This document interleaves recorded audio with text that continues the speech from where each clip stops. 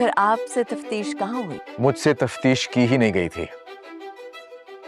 कामरान ने बस मुझे बता दिया था कि उसने मेरे बिहाफ पे इंस्पेक्टर शफीक को बयान रिकॉर्ड करवा दिया है और ये कि मुझे फिक्र करने की कोई जरूरत नहीं है क्योंकि उसने इंस्पेक्टर शफीक को रिश्वत दे दी है। रोहित कामरान के खिलाफ गवाही दे चुका है और मुझे पता है कि रोहित इतना बड़ा झूठ नहीं बोल सकता। या रोहित, वक्त आ गया आपके दोस्त को हलाल करने का, आई मीन आपकी दी हुई फीस को हलाल करने का। जो शख्स बदकिरदार हो उसकी बदकिरदारी हर जगह नुमायां होती है। सिर्फ केस जीतने की खातिर अब हर किस्म का झूठ बोलने और झूठे इल्जामात का सहारा लेने के लिए तैयार है। माइंड यू, बुखारी साहब तुम्हारे बयान को चैलेंज करेंगे, तुमसे हर तरह के सवालात पूछेंगे। तुम उस वाकये के गवाह हो, अपने बयान पर कायम रहना रोहित। मिस्टर रोहित मिस्टर कामरान के साथ खड़े होकर उनके दोस्त बनने की एक्टिंग करते रहे, बस। एक्टिंग की आपने, कई एक्टिंग की आपने।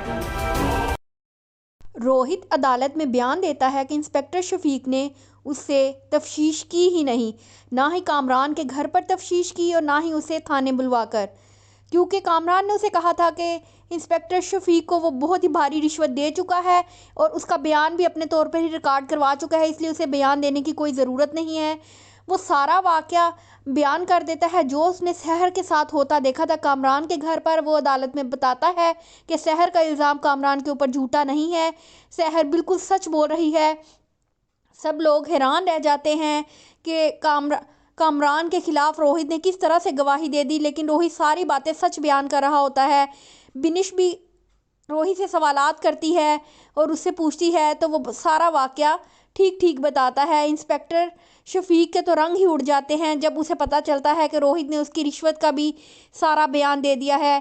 दूसरी तरफ बुखारी कामरान को हौसला दे रहा होता है कि वक्त आ गया है तुम्हारे दोस्त को हलाल करने का, यानी तुम्हारी जो फ़ीस मैंने ली है उसे मैं हलाल करूंगा। बिनिश रोहित को समझाती है कि बुखारी तुम्हारे बयान को चैलेंज करेगा, इसलिए तुम अपने बयान पर कायम रहना और घबराना नहीं और सारी बात सच सच बयान करना। कामरान किरण को रोकने की कोशिश करता है तो वो कहती है जब रोहित ने कामरान के खिलाफ गवाही दे दी है तो इसमें तो कोई झूठ बाकी रह ही नहीं जाता। वो गुस्से से वहाँ से चली जाती है।